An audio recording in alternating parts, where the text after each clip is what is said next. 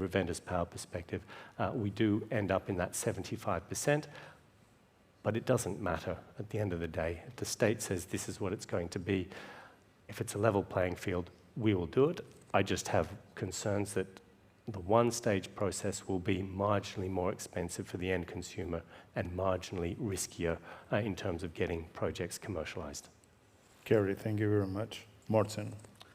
Thank you for the opportunity to be part of this panel. I think we had some good discussions also internally about the pros and cons of the one and the two-stage model. And I also remember back to the last UPREN conference, it was also a topic at that time. But we didn't have a recommendation by then. We exactly. have it now. There has been good progress since then. Recommendation and a query from the developers that also voted for. What I think is we are used to, Equinor is used to both type of designs, and I guess it's the most important is that it's properly designed. I think that's the starting point.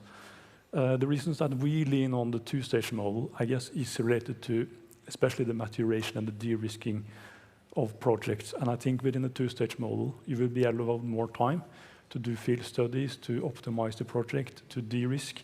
So I guess that will allow the developers to spend significant time to really understand the area, and based on that, be able to come up with being de-risking and being able to come up with a bid which is competitive. I think one of the things that was talked about here was the CFD. Of course, we really believe the CFD is a really important part of this, regardless of which model is chosen, and inflation index is key to that. When it comes to the allocation of areas, we really need to understand the commitments of the authorities in terms of giving the CFD and the TRC later on. So knowing and understanding the amount of areas that are being awarded compared to the amount of CFD, the gigawatts that will be awarded, is key.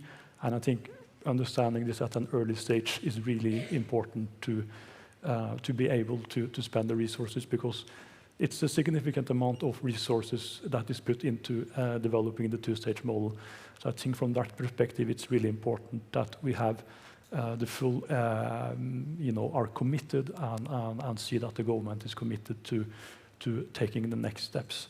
So it's also about very much, I think, the investor credibility, that we see that governments are acting according to plan. And then I think there is a few other items which are really important when we go into the two-stage. We think it's great that grid is allocated together with the CFD. What is also important is to think about the discussions on curtailment, negative pricing, and so on. I think that's also an important topic that needs to be well understood and somehow mitigated to ensure that it's a bankable project. I'll get back to you on that because there's a query that. Nelia, your thoughts, please. Hello, everyone. Thanks a lot for the opportunity to join the panel. I'm here representing actually Bluefloat Energy, which is the company I work at, but also our partner in Portugal, Greenvolt Group. So I'll probably speak on behalf of both of us. We've been in partnership since a year now, working on the development of offshore wind projects in Portugal, and we have consistently advocated for two-stage, two-phase auction model for Portugal specifically. At Bluefloat Energy, we do have a strong preference for two-phase model in different jurisdictions, but I think for Portugal it does make a lot of sense. We are working in a one-phase process as well in France, as some of our other colleagues here.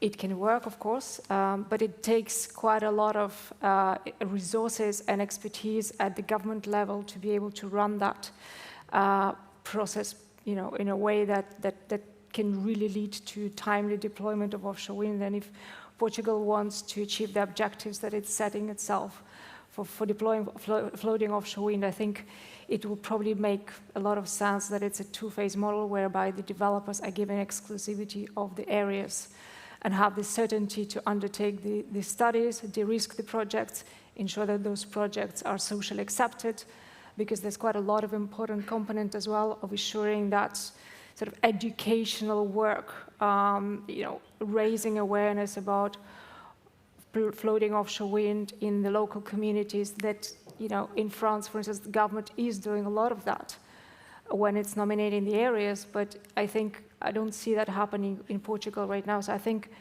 the developers will have to take it on themselves to do that work as also part of ensuring that the project can actually get consented, because it cannot be built if it cannot be consented, right? So this is where we think the developers probably would be better placed to undertake that, but they do need the certainty that the investments, because those are quite expensive field studies, they're expensive development activities, that they do have the site exclusivity, so that's quite important.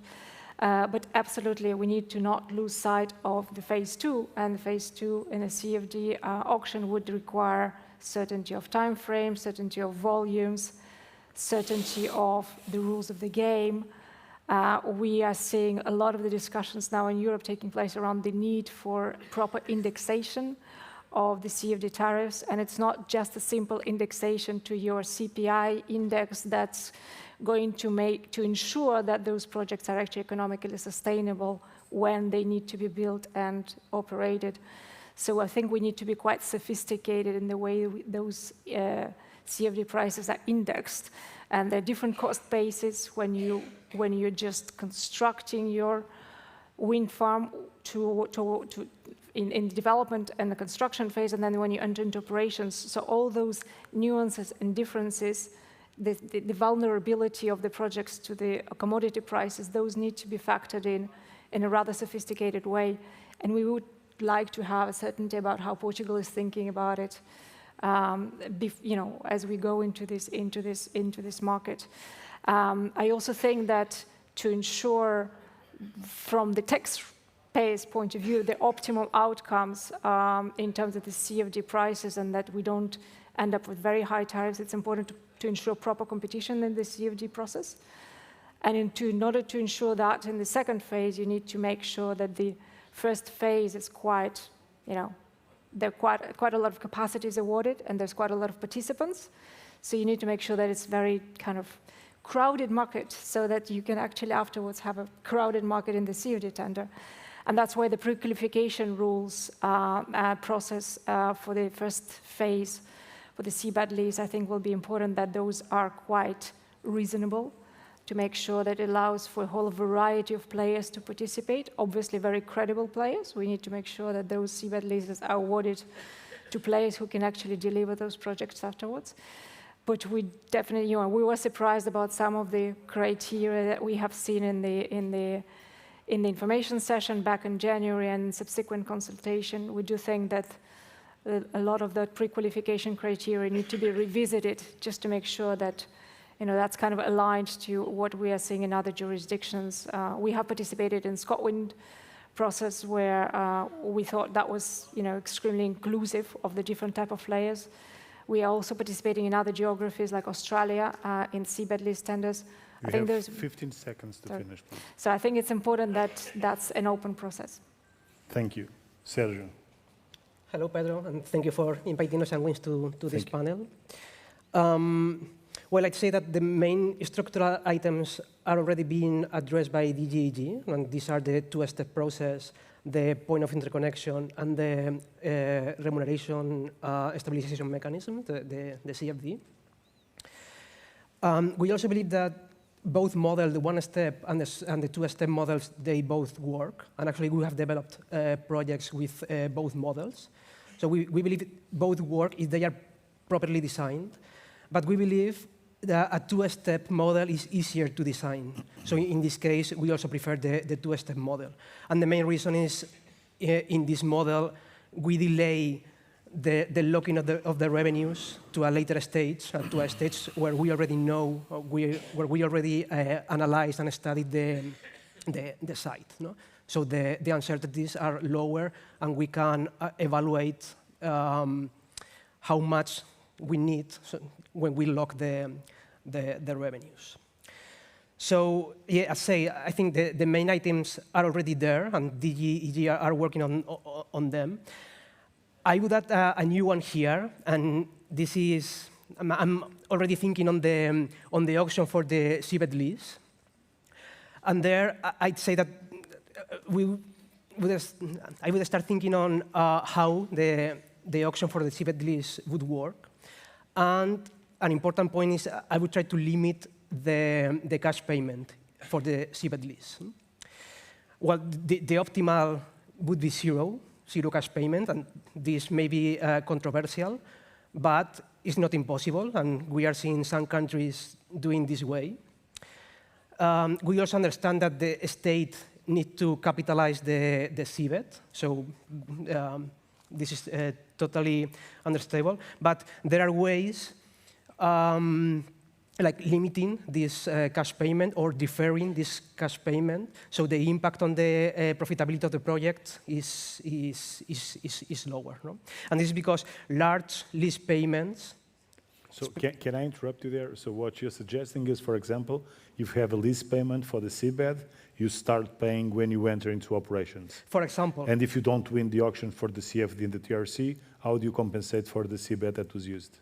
Yeah, and not only that, and I say, yes, that's a model, but there's other that, imagine that if you are awarded, then you pay 10% upfront of the cash payment, and then the remaining 90%, you pay that along the 20 or 30 years lifetime of the project. Okay. Instead of paying 100% of the seabed lease upfront.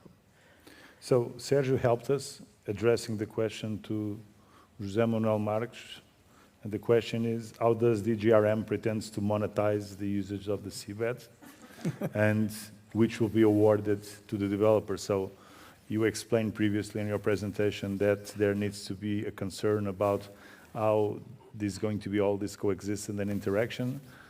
How do you think it should play out? If you're going to have a competitive process to award the seabed, how do you pretend to monetize this? Or you don't pretend to monetize, or you have a different idea?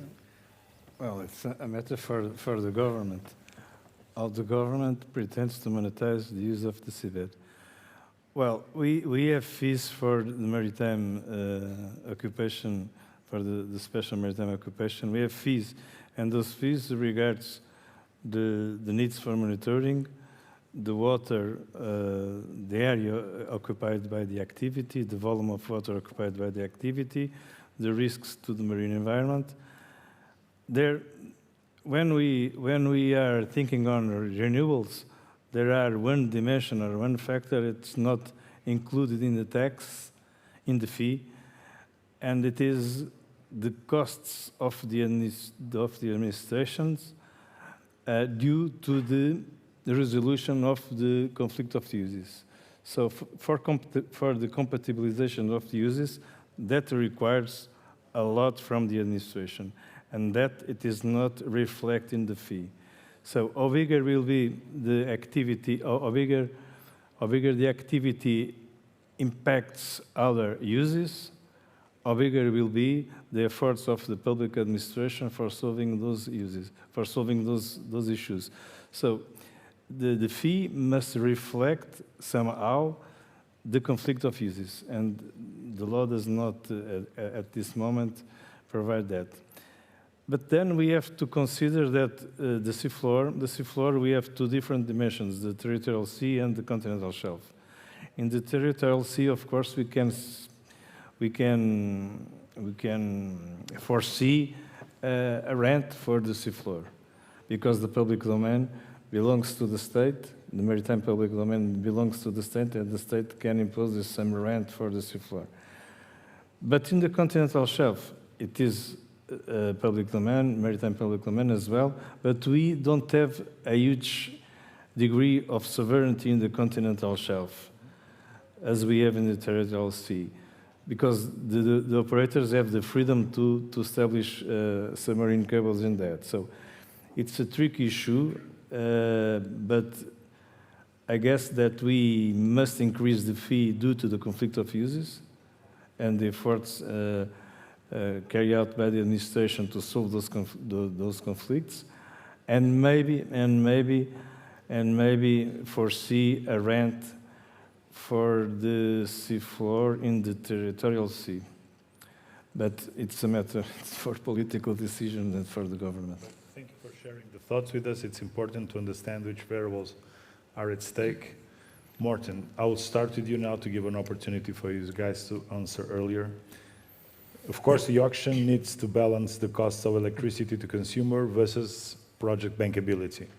And in this perspective, what do you think is needed from the auction terms and conditions to achieve the most economically affordable CFD as possible, but in a way that grants or guarantees project bankability to developers, and making sure that, as Kerry kindly explained, and you all agreed that this is going to be project finance.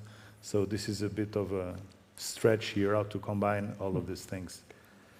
Yeah, if I may start with the project finance, because actually we have done both balance finance and project finance.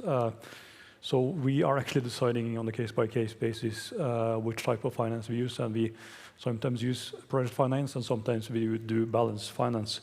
But of course, bankability is still at core here. So, for us to finance it in another way, it still requires it to be bankable.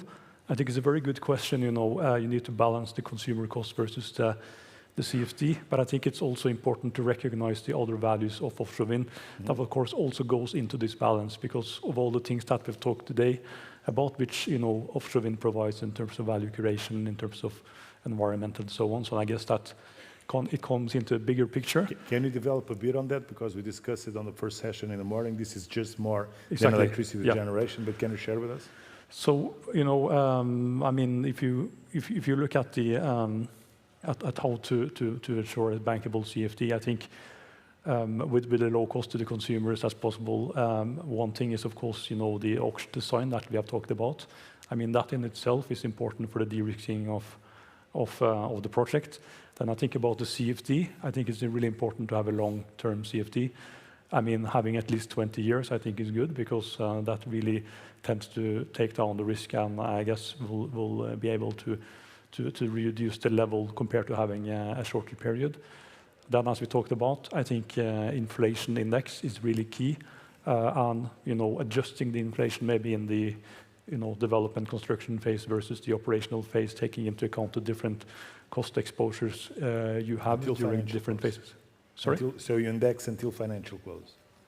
Sorry? You would index according to inflation and interest rates until financial closing. So once... Yes, to financial closing, but also I think in the operational phase, because, reflecting the labor cost, that those will still escalate. And I think, having also an inflation index for the operational phase, like, for instance, France use, I think is also good. Then I would think that the scale of the project here is really important. And I think, talking about at least 500 megawatt projects, scale is, in my opinion, maybe one of the most important drivers for getting costs down. So ensuring that there is scale to the projects, I think is really key. And ensuring that you are avoiding not small projects, but big projects. And also the fact that if you have auction for several projects, that gives line of sight to the supply chain to invest. So I think that also kind of contributes to getting the cost down. So I think it's about scale. It's about ensuring that you have a support period which is long enough, combined with a long lease period. And I think we see that offshore wind projects have a longer and longer lifetime. We started some years ago with 20, and now it's 30. So I think all of those factors needs to be put in to ensure that you reduce the cost of the CFD while it's still bankable. So the tenor of the loan or the equity returns, as extended as they can get, we can reduce the levelized cost of electricity. So it has a lower impact on consumers in terms of the energy component. Thank you. Nylia, your thoughts, please. Sorry that I interrupt you, but we need 3 minutes each one of you. Otherwise, I will not have time to answer all the questions. I'll try to behave better this time.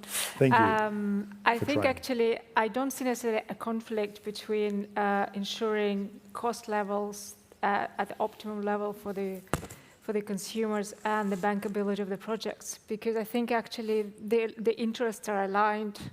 Because when thinking about the bankability of a project, what makes a project bankable is that you have regulatory and legal certainty, and you have your project de-risked to a large extent. And this is one of the reasons why we advocate for two-phase model, because that allows you to go to the CFD tender with a very good knowledge of your site, of your project, with a lot of engineering done, with very good perspective on what your actual costs will be. So there's less likelihood that you will be extremely conservative in your bid. so that you're more likely to have an informed decision about what could be your competitive price. And in a way, in a project finance process, this is what you're going to do as well. You're going to have to demonstrate that you have, to anybody doing the due diligence of your project, that your cost assumptions are viable, that you have, you have a good perspective on the risks of the project, etc.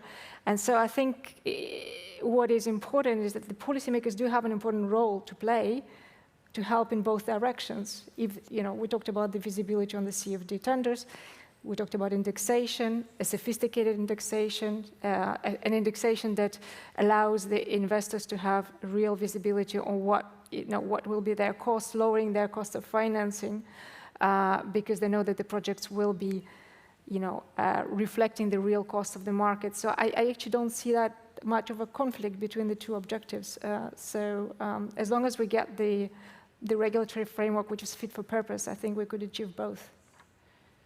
Well, thank you. I will go back to you just to understand if you think that financial engineering here is key, and what is the financial market providing you in terms of tenors of both debt and equity to actually extend as much as possible and reduce reimbursement every year, and with that we can actually do the financial engineering in this. But Sergio, I'll leave it up to you.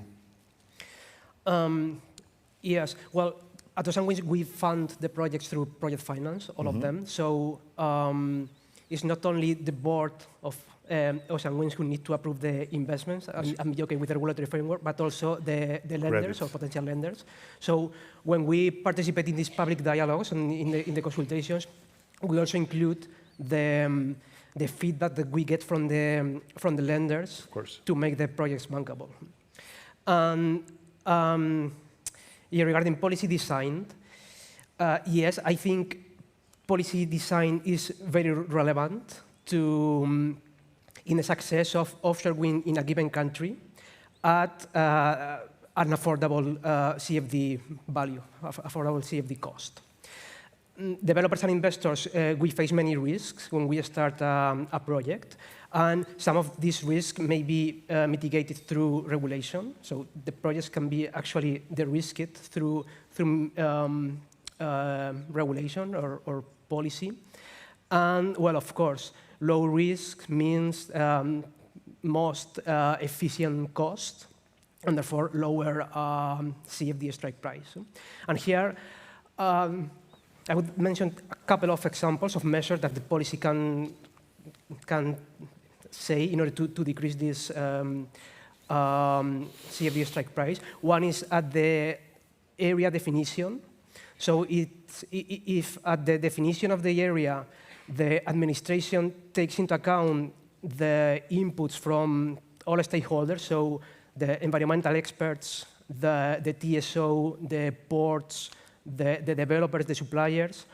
At the end, the issues will be known at an early stage, no? And the sooner the issues are identified, the better they can be managed. And the second one is through the remuneration scheme. No? And here, well, my colleagues, they have spoken about the indexation, of course. Sophisticated indexation is quite useful to the risk a project, and it should include not only CPI, but also commodities, raw materials, and interest rates. And if possible, it might be done in two stages. One to cover the CapEx, and the second to cover the OpEx. The OpEx to cover the fluctuation of the macroeconomic variables. And the other way is with tenor. And yeah, this is Morten said, but I think it is important to repeat. The longer the tenor, the better the financing conditions, and therefore the lower the strike price required. Thank you, Sergio. Let's put pressure in our state entities represented here. Juan presented this morning that Spain is awarding 20 years CFD, which is the first time that I heard about it, which will allow, of course, lenders and equity providers to go as further as at least 18, which is quite good in terms of reducing the levelized cost of electricity. Albert, I hand over to you. Thank you much, Pedro. And there's not that often that we see controversy in a panel, right? So I would like just, if I may, to get back to the first question in a moment. One of the two things that were argued here in favor of the two-stage is first, less money at risk for the first stage. However, there are schemes where developers can jointly conduct studies, and then the winner, the awarded developer, then reimburses actually the developers that lost, meaning that actually the money at risk is lower as compared to a process whereby there are two stages. After having awarded the seabed, there is no certainty that there will be a CFD, and therefore there is no project. And yet we have to invest alone all of the site investigation that goes beyond the 15 million. And also regarding timing, this is the other, let's say, idea that I hear often in favor of the two stages. The site investigation will need to be conducted either way. So at the end of the day, if we see two stages, we'll have to organize two competitive processes as compared to one. So I find it hard to justify that having to organize more things, then we end up in a shorter time frame. But just this said, we are happy also with two stages. We have participated in these two stages. We have secured a floating bid in California, and we definitely believe in the potential of Portugal, and therefore the idea here is to make a lively debate and find the best solution for the country. And just briefly, in order to tackle the question on CFDs and how to make them lower, I think competition is the key, so we have to make sure that there is enough competition at the CFD. If we're speaking now about the two stages at the CFD auction, how we get that with all the things my colleagues have already said. So basically, with a well-designed CFD. Another aspect is also the definition of good policies to develop the infrastructure in the country, because this is then linked to what is going to be asked in the non-price bid at the first stage, right? In this first stage, and I very much agree with Sergio that the financial requirements should be low, because any financial requirement or any financial commitment required in the first stage will basically mean a higher CFD at the second stage, because projects have to fly some way. And in this auction, also when we're speaking about non-price criteria, it is important to align the state policies on the things we're going to ask developers to provide, making sure that we make the most of the competitive advantage of Portugal, right? So if we are going to set up policies to incentivize the development of ports, then definitely non-price criteria need to go in that direction, right? But if everything is aligned, then it is obvious that us developers are going to resort to the Portuguese infrastructure and to the Portuguese value chain. And this won't actually mean an increase in the CFD. And lastly, of course, enough time for site investigation. This is essential before going to a CFD to have a good understanding in terms of what we have in front of us and make sure the project is going to be viable. Thank you, Albert. Kerry. And please go through the financial engineering, so I without saying any secrets, but just to... No, I will. Competitive tension in the process, by the way, is key in terms of LCOE. So I'm disappointed that Alvaro said that even if we go to a two-stage process, RWE will participate. You're formidable, and I'd rather you were out, but there you go. LCOE and bankability are not exclusive, right? What is bankability? It's a framework for reducing risk for the banking industry, for the banks to invest. Lending money to us is their investment. That actually helps reduce cost, because lower risk equals lower premium for taking that risk in terms of investment, the lower return that we require. So if you look at the last 10 years in the LCOE, one of the largest drivers of reducing the cost of electricity has been the low interest rates and the bankability, and going from 60 to 70 to 80% debt to equity ratio as well. So you want to encourage banks to come in with their very low cost of capital. That's their investment, and you lever on that, and that's when your equity stake does not need as high a return. It benefits everyone. So then you look at what do we need to do to structure this process here for Portugal to ensure the banks can come in, the banks can make that investment alongside of us in the form of project finance. And for us, I agree with everything that's said here. We want it to be of scale. We want it to be a clear regime where the permitting is set. We want it to have a CFD, and we want it to be long enough. And that's really it. It really is about understanding that PF here is our friend. Bankability and their framework here where they say it needs to be like this. It needs to have leg 3 insurance, for example. It needs to have type A certification for the mooring and cable in your floating structure. This is all good news for equity as well. It reduces the risk of the project overall and therefore reduces the cost of the money that we need to deploy onto the project, reduces the cost that we then pass on in the form of a CFD that we require. So that's all the bankability points that I did want to point out. And then coming full circle to the first point, to ensure that the lowest CFD, you need 4 parties competing for 3 contracts. I mean, it's as simple as that. I was way beyond competition. Yeah, that's I left competition 5 miles ago. Yeah, I was exactly. going through financial engineering because you know that we have a regulator, and so Yeah. it's going to be a challenge for us to actually address this in terms of cost to consumers. Absolutely. Because we cannot socialize this Not on easily. the taxpayers. It needs Yeah. to go through electricity consumers, and so that creates a burden that needs to be tackled and overcome. And that's why I was asking. To me, competition was like, I left it 5 miles ago. But you absolutely need it. You need the fear. We fear competing against RWE. We're going to put in a lower price, right? So that's also very important. Well, this actually, you guys are playing this perfectly because now I have a question for Jerónimo Cunha. And this plays tremendously because greed and fear rule the world, right? So we just look at financial markets. So, Jerónimo, how does JEC pretends to award the TRC/CFD to the developers, and what are your main concerns as the head of the institutions and considerations? Because let's say if you come to, I don't know, a competitive process and you don't have any reference and developers are way above the reference, then this doesn't move forward. So can you share with us your thoughts on this?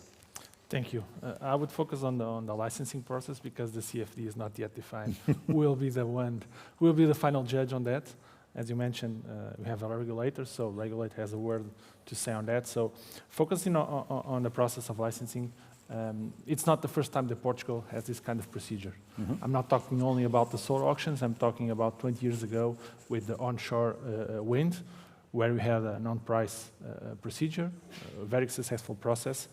So we have the means and we have the experience with both kinds of processes, and that tells us a lot for the future. Second, DGG is not the only entity involved in this. This will involve a lot of entities. And before coming to the TRC and the licensing, it has to go through a lot of processes and entities. So first of all, we need to make sure that everybody speaks the same language, everybody is on the same page.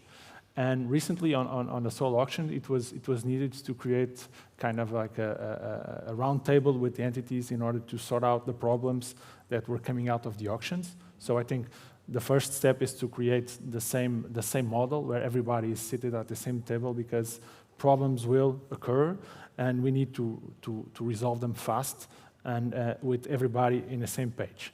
So that's to start the discussion. Second, in terms of information that must be submitted by promoters. Information must be short, concise, and objective. We don't want to waste time with unnecessary information from promoters.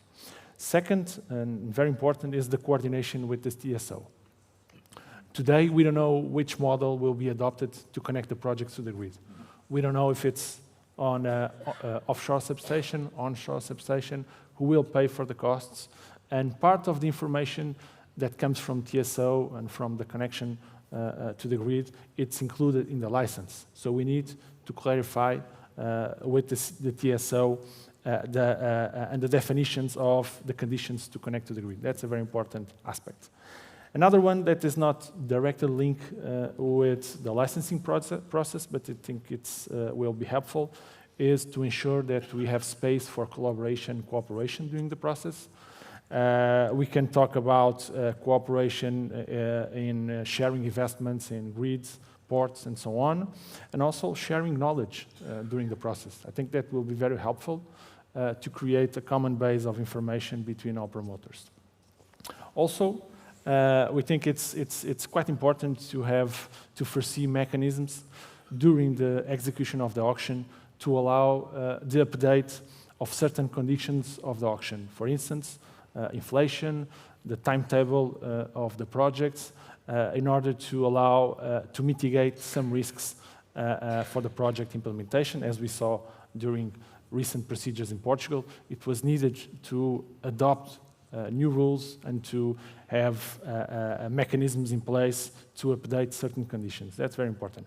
And of course, allow the optimization of the connection point. I think that's an important aspect to be in consideration when allocating the license. For instance, allowing the hybridization of the connection point with other technologies. That's a thing that should be considered during the process. And last but not the least, we all know that these things take time, and time is money, so most of the cases, DGG is seen as an entity that doesn't go along with the timetable that is needed for the process. So we need to ensure that licensing occurs within the timetable that is needed to allow to have predictability for the promoters. Well, thank you very much for sharing that with us. I still have another question, but since we have questions here from the audience, I would like to address at least 2 or 3, and then if we still have time, we will go back to the question that I have here. If you guys agree, let's do it this way so we can become this more interactive. So the first question will go to both of you. So when do you think that the auction model expected to be announced? I don't know. Okay, let's move to the next one. Now, as I mentioned, we have a recently appointed government. We need to give them time. I completely understand. This is going to be quick, and I still have time to ask my question. How will the risk of curtailment and loss be compensated? This is important for bankability. Let me see if I understand this. How will the risk of curtailment and loss be compensated? How it will be compensated, and this is important for bankability. So you have an answer for this? If risk of curtailment and loss will compensate it? I'm not a promoter, so. No, even this, well, as to the best of my knowledge, I think market curtailment will not be compensated, and if it's grid curtailment for technical issues, then it will be either to the owner of the infrastructure or the TSO if it's a concession. So this one checked. Do you think it's possible to make studies and share the costs between the competitors? Well, I do. Yeah, but this is a state issue, so you guys think that from a perspective, you don't see an issue with this? It is possible. It depends on the promoters. Divide the cost, split it. Okay. On the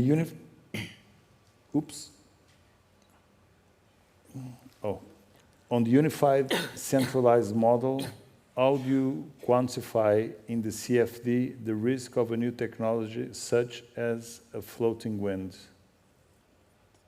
Well, do you guys want to answer this from a levelized cost of electricity perspective instead of the CFD? Like in terms of price from the cost perspective? How do you quantify in the CFD the new technology? Like technology risk? 30 seconds to each one of you. How do you price in technology risk from a perspective of floating offshore wind? I can try an answer. We're bidding in Celtic Sea. We won something in California floating. We bid in Brittany, which result hasn't come out yet. It's a combination. It's bottom up, it's top down, it's getting advisors in.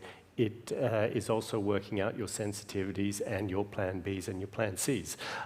You look at what is bankable today, and is that EDL and PPI? TetraSpar is not quite there. SBM technology, which is tension leg, has been bankable on PGL. We took PF on that. So you do need to take an informed view and say, look, we've done this at a 24 megawatt. There's been a float gen pilot over there. There's been a wind float pilot over here. What were the costs of that? What does it look like if we scale up? Put in some infrastructure costs such as port, put out your financial model, and bang, that's your CFD price based on what return you need. Yes, and then you start looking at the downside scenarios and say, is it acceptable if cost overrun or 1 year overrun? What happens to our return? Can we still live with this? And that's basically how we do it. But it is very much bottom up, and it's a lot of financial model and analysis.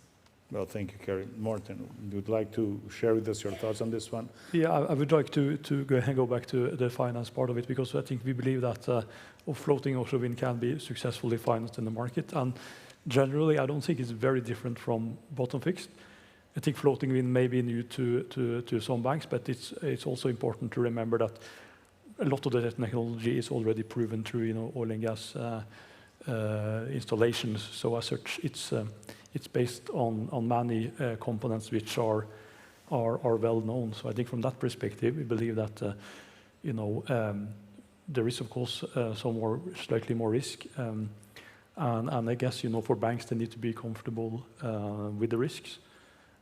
So I guess there's probably could result, of course, in some slightly higher cost of finance, but we believe that a lot of the components of the technology is already proven.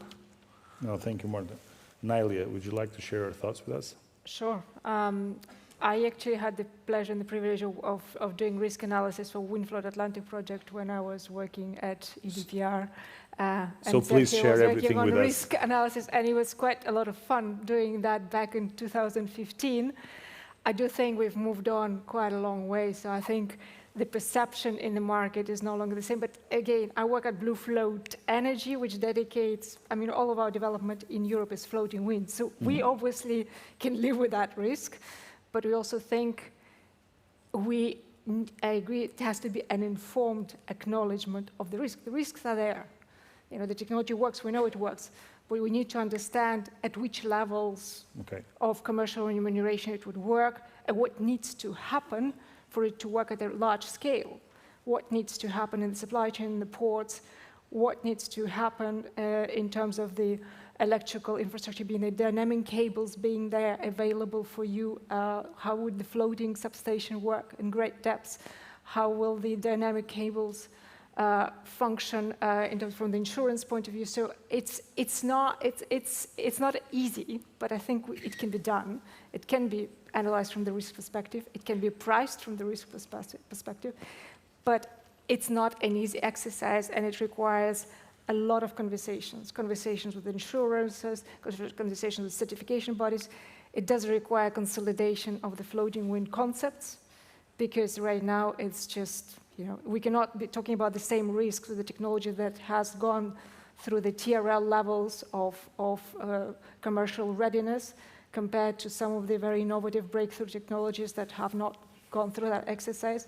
So I think it's a very long discussion and not for No. Well, thank 30 you, seconds. Sergio. Yes, well, in our case, for floating, we have the previous information of Windfloat Atlantic, which is unique in the world, or almost unique in the world. So because this is a floating offshore wind project. And then what we do is we take this data, this information that we have from this operating project, and we try to extrapolate and to adjust this data into the new ones, no? Because the scale is not the same one. This is a 25 megawatts project, and the new ones will be larger. So we're hoping 500 or 1 gigawatt size. And what we do is, we try to use this data and to extrapolate or adjust this to the new projects. Also taking into account the learning rates, no? Because for this, when this floating project in Portugal, they will be operating at that point, some other in the world will also be operating, and it might be able to learn from the industry at that point. Well, thank you. I was looking at my notes. Before I hand over to you, we were expecting you guys telling us, well, okay, performance risk for this technology, X. Cost overrun, delay, Y. So like a recipe so that we could copy all of it. Albert, I hand over to you. Yeah, I wish it was that easy, but for us, it's a bit the same. So at the end of the day, we also have two pilots, one off the coast of Spain, another one off the coast of Norway, both floating. And this has been very helpful for getting a good understanding of the risks. Also, you have internal teams that are analyzing all of the floaters, that are discussing them with financial partners, insurances. We do bottom-up, top-down approach to basically reflect that risk into the financial models. And maybe one key comment here on the question is that it doesn't only apply to the unified centralized model. Basically, this quantification of the risk in the CFD happens also in the two-stage model. At the end of the day, when we have the CFD bid, we have the same amount of information, be it for the unified or the centralized model, of course, if enough time for site investigation is allowed. Well, thank you very much for this. Since we are not going to have the time to go through the third question that I have here, what I would ask from you, if you agree, is give us, each one of you, like 1 minute, final messages regarding the auction, each one of you. We can start with you now, Nalia. Like 60 seconds, what is the main message for our rulers and government coming into place to actually make this project fly? I would say let's make it happen, because we don't want to lose the momentum. There's a lot of interest and expectation. Let's make it happen, hopefully within this year. Let's relax the pre-qualification rules to allow a lot of players to come in to be able to participate in this market, make those pre-qualification rules reasonable and aligned with international practice, and I think set the longer-term perspective of where we're going to get the route to the market, as we said, with as much clarity and certainty as possible, because that will improve our lives in terms of going to our investment committees and defending those DevEx spending decisions in this year, next year. So. Thank you, Sergio. In a minute, last message. Yes, well, I'd say that DGEG is doing a very good work doing this, and they already have this draft, with the main structural items for the auction design for offshore wind.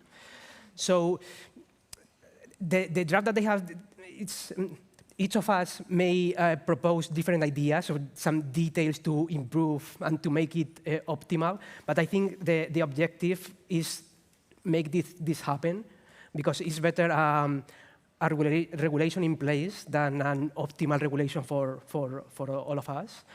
And yeah, I mean, I think we are in the right path. I think Portugal is in the right path to get this, and I hope we see the first offshore wind auction in Portugal soon. Thank you, Sergio. Álvaro. I fully agree. I would like to congratulate on the work that has been done. It's the progress that has been made so far for Portugal is impressive over the last year. I think the proof is the great attendance today in the conference.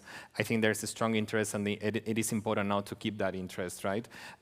Competition is only good for the Portuguese taxpayer, because this will bring prices of the CFD down. So the idea now is that we need clear signs that the plans continue, that we have to keep investing resource here in Portugal. And I think the grounds set are the right grounds again. So yeah, we look forward to the next steps and to entering into a competitive process, hopefully already this year. Thank you, Álvaro. Kerry? So, certainty, and we have transparency. That's key. We don't need it to be very fast. We can take a little bit of time this year to get it right. And then finally, we want to participate in those 3 pillars of jobs, so socioeconomic contribution, the cost, making sure it's as cheap as possible, and not having an environmental negative impact, but a positive impact. And we look at the photos that were on the screen earlier of Windfloat, courtesy of gentleman down the end there. You saw marine growth on these structures, and it brings an oasis of marine life in a desert out there. So we're very happy to participate in that, but let's get it right and then stick to it. Thank you, Morten. I would also like to commend the work being done by the authorities. And also appreciate the openness on having an open dialogue with the industry to set the framework right. I think is a really, really good approach. I hope to see that the new government, give some clear messages as to how they plan offshore wind going forward, and having clarity on the future framework. I think that's really hope to see more of that over the summer. I think quality beats speed in terms of what's most important here, ensuring that you have a proper framework before embarking on the next steps. What we believe is really important is the pre-qualification process. We believe it's important to focus on offshore wind experience because I think that's ultimately what is needed. So I think it needs to be a fair balance to ensure that there is a sufficient competition while the candidates have the proper financial and technical capacity to participate. So we are optimistic to see the next steps in Portugal. Thank you very much. And now, dear JRM and Jeg, would you like to leave some message to the developers, like in 30 seconds? Yeah, Dear JRM first. I'm not saying your name specifically because it's the institution. Oh, okay. My final message, our final message for you, it is that the non-price element, the non-price factor, must have an high importance, or at least a significant importance in the auction. Otherwise, we cannot guarantee or assure the coexistence of uses or the marine sustainability, the marine environment sustainability. The non-price must have a significant importance in the auction. Thank you very much. Jeg. Well, I think you can count on us to keep the channel open until this dialogue comes to an end and we decide which model will be the one. Until then, please reach out to us with opinions. We are here to work with you, and I think this will be successful. And DGG is ready and to work with the GRM and other entities to make this a very fruitful procedure. Thank you very much. We just actually exhausted our time on time. A round of applause for our speakers, and thank you very much for taking the time to be here today. And I think we are going now for a coffee break. Is that correct? It is. Great. Yes, it is. Fazemos agora uma última pausa para coffee break antes do último painel do dia, que terá como tema Reinforcing a Local Supply Chain to Unlock an Economic Opportunity. E tem início às 5h10, 17h10. O coffee break será servido no foyer à saída do auditório. Até já.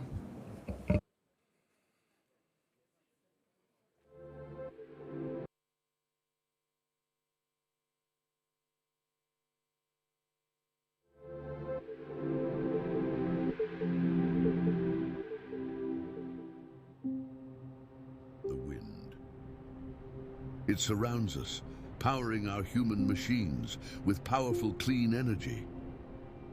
In an era where sustainability is paramount, Europe spearheads the transition towards renewable energy, with offshore wind energy, with high importance in this transformation.